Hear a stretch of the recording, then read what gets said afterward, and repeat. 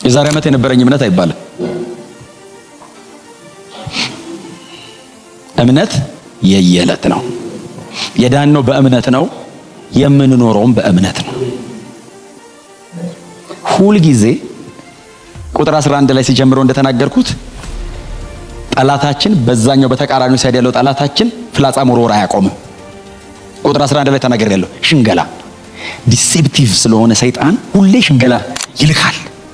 ሲወረውር ጋሻ ከሌለ የተወረወረው በሙሉ ያገኝሃል። እሳቱ መርዙም ማለት ነው። ስለዚህ በየዕለቱ በእግዚአብሔር ላይ ባለን መደገፍ እያሸነፍን እንቀጥላለን። እምነት ደግሞ አንዳንዴ ሳይሆን ሁል ጊዜ የሚነሳው ከእግዚአብሔር ቃል ነው። እቺን ጻፏት። እምነት በልምምድ ላይ አይመሰረትም። እምነት በእግዚአብሔር ቃል ላይ ብቻ ነው የሚመሰረተው። አንድ የእግዚአብሔር ቃል አለ ሮሜ 10 ላይ እምነት ከመስማት ነው፣ መስማትም በእግዚአብሔር ቃል ነው። ስለዚህ በጤነኛ የሆነ በክርስትና እምነት ውስጥ ያለ ይሄ መኖሪያ እምነታችን ሁሌ የሚመሰረተው በእግዚአብሔር ቃል ላይ ብቻ ነው። ልምምድ ላይ አይመሰረትም። ምክንያቱም ልምምድ የዛሬ ነው፣ ነገ ትቀይራለህ። ስታድግ ስትበስል እኮ ትተዋለህ። ልጅ እያለሁ አለ ጳውሎስ እንደ ልጅ አለ ሳድግስ ሻርኩት አለ። ትሩዝ አይሻርም፣ እውነት አይለወጥም። ስታድግ እኮ እውነት አትቀይርም፣ እውነቱ የበለጠ ይገባሃል ስታድግ። ልምምድስ ይሻራል። እንደ ልጅ ሆነን ያልነው ስንት ነገር እኮ ነበር። ታድጋለህ፣ ትቀይራለህ። ጌታ ይባረክ። ልምምድ ሲሆን ይቀየራል። እምነትን እዛ ላይ መመስረት አትችልም። በማይናወጥ ነገር ላይ ነው እምነት ሁሉ የሚቆመው። የማይቀየር ነገር ደግሞ የእግዚአብሔር ቃል ብቻ ነው።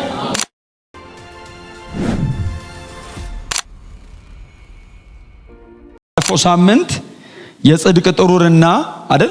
የጽድቅ ጥሩርና በሰላም ወንጌል ዝግጁነት የሚል ደግሞ ጫማ እና የጽድቅ ጥሩር ጽድቅ የተመሰለው በጥሩር ነው። ጥሩር ከአንገት እስከ ወገብ የሚወርድ ነው፣ በፊት ለፊትና በጀርባ በኩል ተባብለናል። ስለዚህ ጳውሎስ ጽድቅና ጥሩርን የሚመስልበትን ነገር ባለፈው ሳምንት ሰፋ ያለ ሰዓት ተናግሬዋለሁ። አንደኛ በጣም ይታያል፣ ከሩቅ ይታያል። ቀጥሎ ደግሞ አቲቲዩዱ ቦልድነስ ነው ተባብለናል። ጻድቅ እንዳንበሳ ነው። ጻድቅ የሆነ ያስታውቃል። የሚያስታውቀው በኑሮ ነው፣ የሚያስታውቀው በአቋሙ ነው፣ የሚያስታውቀው በአካሄዱ ነው። ጻድቅ ባለባበስ አትለየውም፣ በህይወት አቋም ነው የምትለየው ጻድቅን። እና ሲኖር ያስታውቃል። ጻድቅ ሲኖር ያስታውቃል። ከአንገት እስከ ወገብ ድረስ የሚወርድ ነሐስ ነው።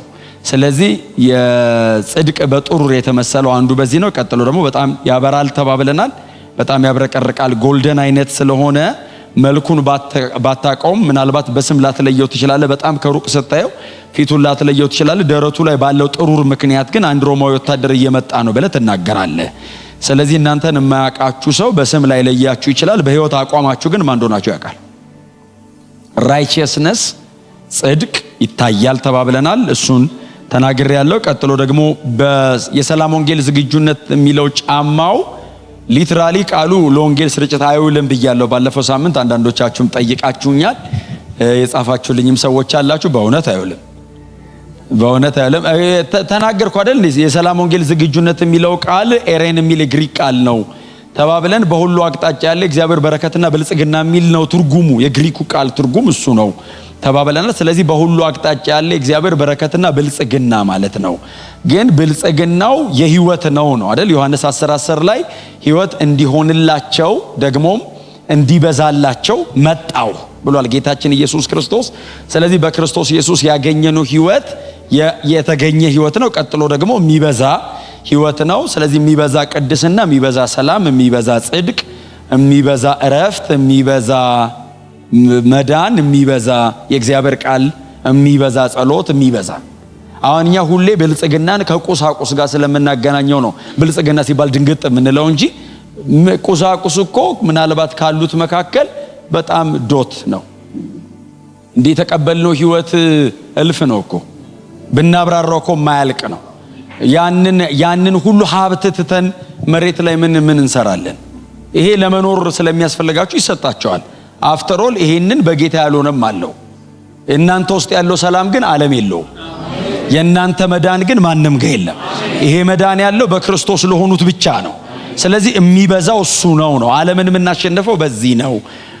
ክብር ለኢየሱስ ይሁን። ስለዚህ የሚያመለክተው ቃሉ በሁሉ አቅጣጫ ያለ እግዚአብሔር በረከትና ብልጽግና ነው ተባብለናል። ይሄ ሰላም በጣም የተለየ ሰላም ነው። ፊልጵስዩስ ምዕራፍ 4ን ኮት አድርጌያለሁ ላስት ዊክ አይደል? የእግዚአብሔር ሰላም በክርስቶስ ኢየሱስ አእምሮና ሐሳባችሁን ይጠብቃል። ስለዚህ እግዚአብሔር አንደርስታንዲንጋችንን ጋርድ የሚያደርገው በዚህ ሰላም ነው፣ ጠባቂ ሰላም።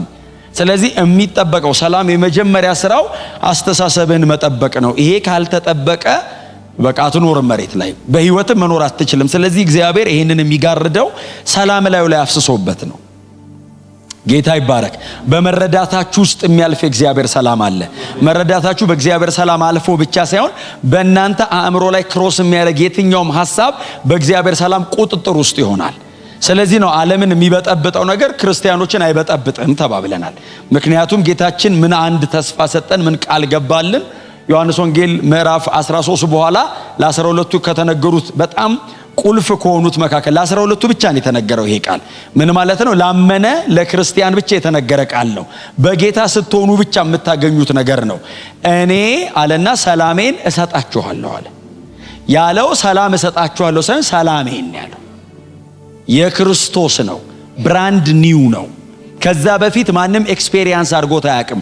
ኢየሱስ ለመጀመሪያ ጊዜ በሰው መሃል አስተዋወቀው ይሄንን ሰላሜን አለ። ከዚህ በፊት እሱ ሰው ሆኖ ወርዶ ስለማያውቅ ለማንም ሰጥቶት አያውቅም።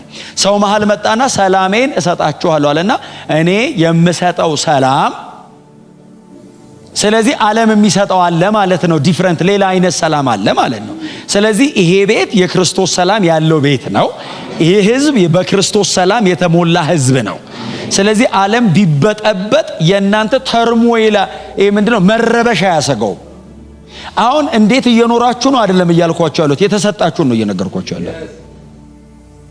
በተሰጠኝ መጠቀም የኔ ነው፣ አለመጠቀምም የኔ ነው። እግዚአብሔር ግን ሰጥቻለሁ ነው። አሁን ጌታ ኢየሱስ ክርስቶስ ለደቀ መዛሙርቱ ምን አለ? ሰጥቻቸዋለሁ። ምን ሰላም? የት ጋር ነው ያለው? ጫማ ነው፣ እግር ላይ የሚጠለቅ ሰላም፣ የምትረግጥበት ሰላም።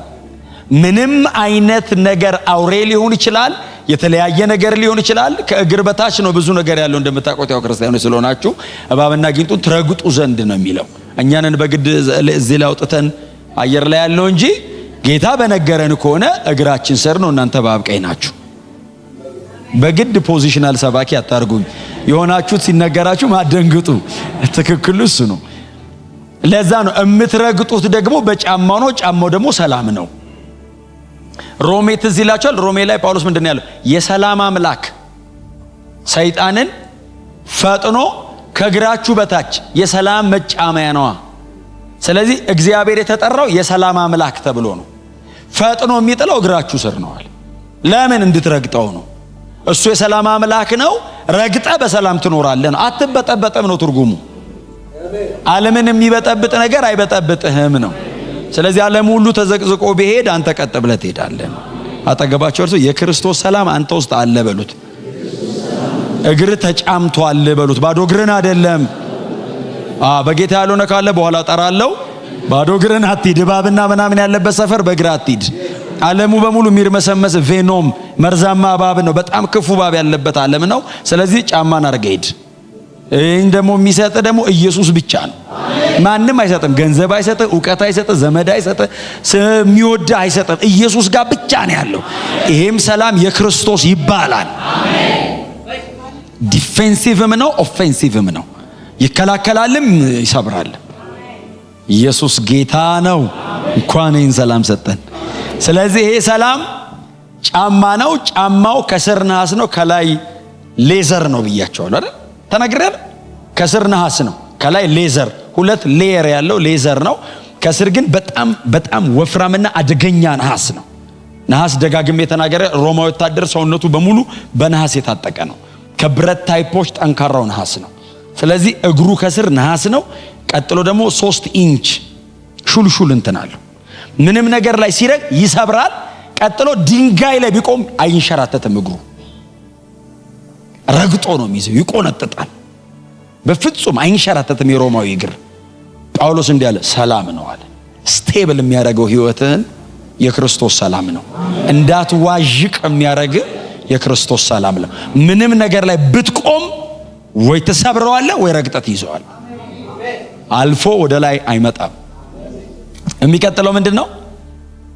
ጋሻ ነው። ጋሻ ነው።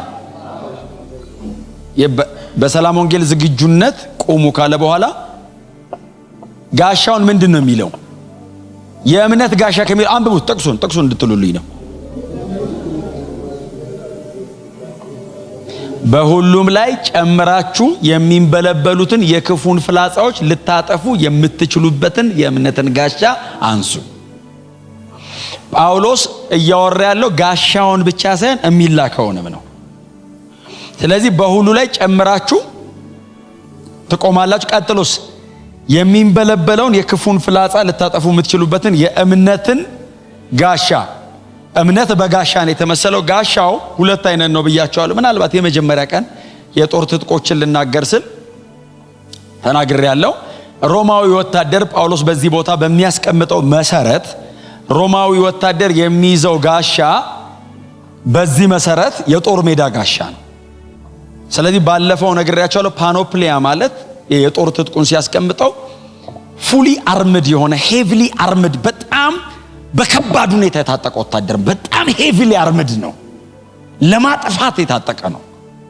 እና እንደዚህ አይነት ወታደር ፊት ከቆመ ምንም ነገር አይቆም፣ ጥርግ ነው የሚያደርጉትና ጳውሎስ የሚጠቀመው የጦር ዕቃ በሙሉ ለከባድ ጦርነት ጊዜ የሚይዙትን ነው። ስለዚህ ይሄኛው ድሮሞስ ይባላል። ይሄኛው የሚይዘው እዚህ ጋር የተጠቀሰው። ሌላ ሁለተኛ ጋሻ አለች፣ አስፒስ የምትባል። አስፒስ ማለት ጌጥ ነች። በጣም ነው የምታምረው። ክብ ናት፣ ዲኮሬቲቭ ናት። እላይዋ ላይ የሚያማምሩ ነገሮች አሉ፣ በደንብ እንድትታይ አይነት አነስ ያለች ጋሻ ናት። እሷን የሚይዛት ከተማ መሃል ሲሆንና ሰልፍ ምናምን ሲያደርግ የተለያዩ ትርኢቶች ካሏቸው እሱን ይዘው ተሰልፈው ይቆማሉ። አሁን እንዲህ ወታደራዊ ሰልፍ ምናምን ካረጉ እነ ኔሮ ጠርተው ተሰለፉ ምናምን ካሏቸው እሷን ነው የሚይዙት። እኛ ግን በምንም አይነት አጋጣሚ ለሰልፍ አንወጣም፣ ጦርነት ነው። ክርስቲያን በምንም አጋጣሚ ከተማ መጥቶ አስፒስ ይዞ ሰልፍ አያሳይም። በጳውሎስ ትምህርት መሰረት ጦርነቱ የእድሜ ልክ ነው። እኔም ጠላቴም አለን። ስለዚህ እስከ ሞት ውጊያ ላይ ነኝ። በምንም አይነት አጋጣሚ ድሮሞሱን ጥዬ አስፒስ አልይዝም። ድሮሞስ ማለት ቀጥተኛ ትርጉሙ ጋሻ ማለት ሳይሆን በር ማለት ነው። በር አራት ማዕዘን ነው። ከጭንቅላት እስከ እግር ሙሉ ነው የሚዘጋው። ሮማዊ ወታደር እንደዚህ ከያዘው ባይዘው አታዩም ሰውየው። እምነት ነው ይለዋል ጳውሎስ። እና ምን አይነት መሰላችሁ ልንገራችሁ። ጋሻው አራት ማዕዘን ነው ዙሪያው። አራት ማዕዘኑ ዳርዳሩ ሙሉን ነሐስ ነው። ዳርዳሯ ውስጡ አይደለም፣ ዳርዳሩ በሙሉ ነሐስ ነው። ውስጡ መሃሉ አራት ንጣፍ ያለው ወፋፍራም ሌዘር ነው። እና ያ ሌዘር ተለጥጦ ተወጥሮ ነሐሱ ውስጥ ይገባል። ዳርዳር ላይ ያለው ነሐስ ውስጥ ገብቶ በደንብ ይታሰራል። በምንም አይነት መንገድ አይፈታም፣ ይታሰራል። ይታሰርና ከባድ ነው ባይዘው ጋሻው እንትን ይጠይቃል ጉልበት። እና እንደዚህ አይደለም የሚያዘው፣ እጅ ውስጥ ነው የሚገባው። እና ሙሉ በሙሉ ነው እስከ ክንድ ነው የምትይዘው። እና ሁል ጊዜ ከጠላት የሚላከው ፍላጻ ሁለት አይነት ነው። ሁሌ ከተላከው ሁለት አይነት ፍላጻ ነው የሚላከው። አንደኛው ጳውሎስ እዚህ ቦታ ላይ የጠቀሰው ነው። ሁለተኛው ደግሞ ጳውሎስ አልጠቀሰው። አንደኛው ጳውሎስ በዚህ ቦታ ላይ የሚጠቅሰው እላዩ ላይ እሳት ያዘለ ነው። ከውስጡ እሳት እንዲይዝ ይደረግና የሚንበለበል የክፉ ፍላጻ የሚለው ማለት ነው። እሳት አለው። ስለዚህ ያንን እዛ ያለው ጠላት አነጣጥሮ ይለቀዋል። ሲለቀው እንዲያርፍ ታርጌት አድርጎ የሚልከው ሰውነት ላይ ነው። ከከለልክ ደግሞ እንዲያርፍ የሚፈልገው ሌዘሩ ላይ ነው። ሌዘሩ ላይ አረፈ ማለት ይነዳል። ጳውሎስ ደግሞ እያለ ያለው የሚነድ ሳይሆን የሚለው ማጥፋት እንድትችሉ ነው። ሌዘሩ ላይ ሲያርፍም እንዲጠፋ ማለት ነው። ሁለተኛው ፍላጻ ደግሞ ጫፉ ላይ መርዝ ነው ያለው እና ይወረወርና በሆነ አጋጣሚ አልፎ የሰውነት ክፍሉ ላይ ከተቀመጠ ሰውነቱን መርዞ ይገለዋል። ጳውሎስ ግን በዚህ ቦታ ከጋሻው ጋር ቀጥታ የሚገናኘውን ያወራው። ስለዚህ ሮማዊ ወታደር ሁሌ የማይረሳው የሚያደርገው ነገር ቢኖር ጠዋት ሲነሳ የመጀመሪያ ስራው ጋሻውና ወታደሩ እስኪሞት ድረስ ወታደሩ ከጋሻው ጋር የየዕለት ህብረት አለው። ያው እምነት የየቀነው ነው። የየዕለት ህብረት አለው። ምንድነው የሚያደርገው? መሃል ላይ ያለው ሌዘር እንዲረጥብ ያደርገዋል። ውሃ እንዲይዝ ያደርገዋል። እርጥብ መሆን አለበት፣ የሚንበለበለውን የክፉን ፍላጻ ለማጥፋት ማለት ነው። እርጥብ ያደርገዋል። ቀጥሎ ከነሐሱ ጋር የሚገናኝበት ላይ ደግሞ ዘይት ያፈሳል፣ እንዳይቆረጥ ደርቆ እንዳይቆረጥ። እርጥብ ጋሻ አልያዘም ማለት በህይወት አይኖርም። ነደደ ማለት እጁ ላይ ያለው ጋሻ ማውለቅ አይችልም፣ ሁለንተናው ይነዳል። ስለዚህ ሁሌ እርጥብ ያደርገዋል ጋሻውን። እሳት ተወርውሮበት ሲመጣ አይፈራም፣ እንደዚህ ያቆመዋል። አይሸከመውም፣ እንደዚህ ያርጋ ያቆመዋል። ሲፈነዳ እሳቱ ይጠፋል፣ እሱ ቀጣዩን ይዋጋል። ክብር ለኢየሱስ ይሁን።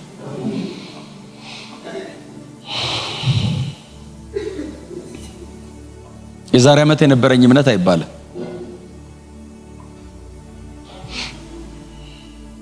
እምነት የየዕለት ነው። የዳነው በእምነት ነው፣ የምንኖረውም በእምነት ነው። ሁል ጊዜ ቁጥር 11 ላይ ሲጀምረው እንደተናገርኩት ጠላታችን በዛኛው በተቃራኒው ሳይድ ያለው ጠላታችን ፍላጻ መወርወር አያቆምም። ቁጥር 11 ላይ ተናግሬያለሁ። ሽንገላ ዲሴፕቲቭ ስለሆነ ሰይጣን ሁሌ ሽንገላ ይልካል። ሲወረውር ጋሻ ከሌለህ የተወረወረው በሙሉ ያገኝሃል፣ እሳቱ መርዙም ማለት ነው። ስለዚህ በየዕለቱ በእግዚአብሔር ላይ ባለን መደገፍ እያሸነፈን እንቀጥላለን። እምነት ደግሞ አንዳንዴ ሳይሆን ሁል ጊዜ የሚነሳው ከእግዚአብሔር ቃል ነው። ይህን ጻፏት። እምነት በልምምድ ላይ አይመሰረትም። እምነት በእግዚአብሔር ቃል ላይ ብቻ ነው የሚመሰረተው። አንድ የእግዚአብሔር ቃል አለ ሮሜ 10 ላይ እምነት ከመስማት ነው፣ መስማትም በእግዚአብሔር ቃል ነው። ስለዚህ በጤነኛ የሆነ በክርስትና እምነት ውስጥ ያለ ይሄ መኖሪያ እምነታችን ሁሌ የሚመሰረተው በእግዚአብሔር ቃል ላይ ብቻ ነው። ልምምድ ላይ አይመሰረትም። ምክንያቱም ልምምድ የዛሬ ነው፣ ነገ ትቀይራለህ። ስታድግ ስትበስል እኮ ትተዋለህ። ልጅ እያለሁ አለ ጳውሎስ እንደ ልጅ አለ፣ ሳድግስ ሻርኩት አለ። ትሩዝ አይሻርም፣ እውነት አይለወጥም። ስታድግ እኮ እውነት አትቀይርም፣ እውነቱ የበለጠ ይገባሃል ስታድግ። ልምምድስ ይሻራል። እንደ ልጅ ሆነን ያልነው ስንት ነገር እኮ ነበር። ታድጋለህ፣ ትቀይራለህ። ጌታ ይባረክ።